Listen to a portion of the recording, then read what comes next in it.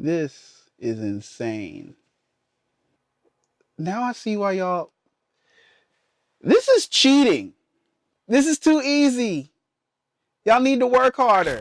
What's going on, world? It's your boy Alex Miner, and this is a first impressions review of the Sony a6400 from the point of view of a Panasonic GH5 user.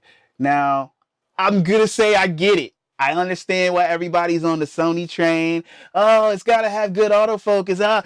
Look at that. Like, that's cheating. That's too easy.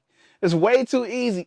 I hate y'all. Now I see why all y'all be all over this Sony stuff. Like, in case you're curious, the lens that I'm shooting on right now is the Sigma 14mm f1.8. This lens is ginormous. And honestly, I'm afraid that it's going to break the lens mount.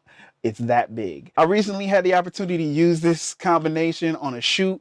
I rented it because I knew specifically that I was going to be doing some gimbal shots, and I didn't know how crazy it was going to get, so I didn't want to have to worry about the focus. So I got one of the latest and greatest Sonys, threw it on the gimbal, threw it with a Sigma lens, because you know I love Sigma glass, and it worked. Now, this camera, software-wise, is messed up. How y'all get anything done with this menu system? It probably took me an hour and a half sitting down going through menu options to get this camera kind of where I wanted it to be. This menu system? Ugh. All right, first let's go to the design of the body. This is the main reason why I haven't dug the Sony APS-C system. Oh my God, is this thing small. This ain't a point and shoot. They're just design choices and things like that that I don't understand. I don't get it. I wish the camera was beefier, you know, had a better grip, all that stuff. The battery life actually wasn't too bad to me. I ran around with it on the gimbal for at least an hour, maybe an hour and some change before I ran out of battery. Not too bad.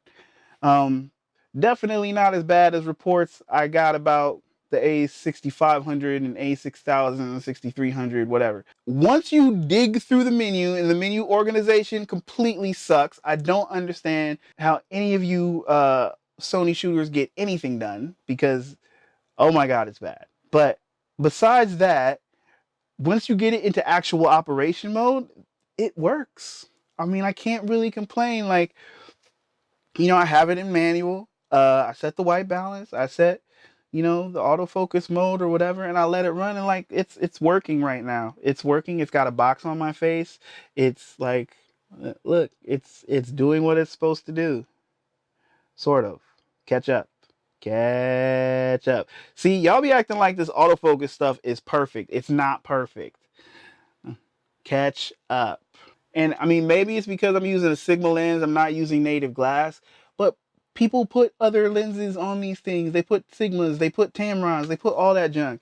And it's the autofocus is not working perfectly. I know it works better with native glass. You don't have to jump down my throat in the comments, okay? I get it. But I have to say, I am impressed. Now, the whole picture profile thing, the way they got their picture profile set up, it's like, you simultaneously got a lot of options and then not so many options. It's kind of weird. I think I got the picture profile as close as I could to the color that I get from the GH5, which I actually like the GH5 color. I know a lot of people complain about it, but I don't think it's bad. I like the GH5 color. And so I tried to get the picture profile on here as close to that as I could. And from what I can see on the screen right now, looks pretty good. It's a little more saturated than I would want, but other than that, but I didn't go crazy with turning the saturation down, because you can turn the saturation down on this thing until like it's got no color whatsoever. I didn't want to go that far. But yeah, I have to say I'm impressed. As a dedicated GH5 user, this would never be my main camera. But using it has got me seriously consider getting focus. But using it has seriously got me thinking about buying one of these to be my main YouTube camera, because I just recorded a bunch of social media videos, and oh my God, was it so easy. I hooked up the Rode Wireless Go, which is like actually dangling from the cord from the side of the camera because I wanted to be able to see the screen. But I hooked up the Rode Wireless Go, which you know that I love to use, and I just knocked out 5 or 6 straight to the camera, real short social media videos, super quick. Didn't have to think about it, just had to hit record and go. And that's nice. It's refreshing. Not having to really check the focus. Just I see there's a box around my face and I'm able to do my thing. I do my thing, you know? I do it. It's like magic. So that's my first impressions of the camera. Hate the body design, love the performance. Autofocus is really good. It's not perfect, but that could be because I'm not shooting Sony glass. But even if I bought one of these, I still wouldn't be shooting Sony glass because it's too damn expensive. So this is probably the performance I would get. Remains to be seen when I go to post what the audio sounds like. I haven't really checked out the audio.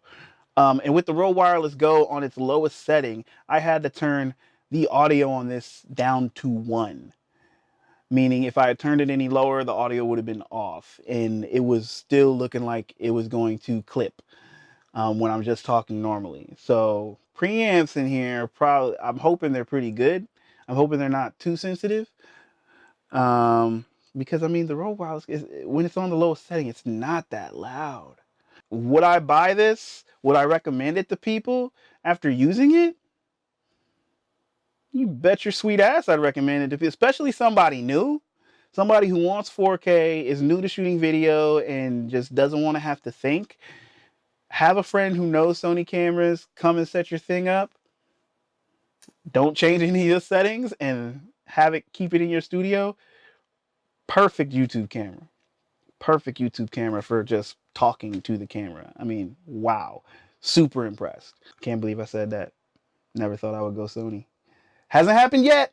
I might just buy another GH5 instead. I do need another GH5. But this is really tempting.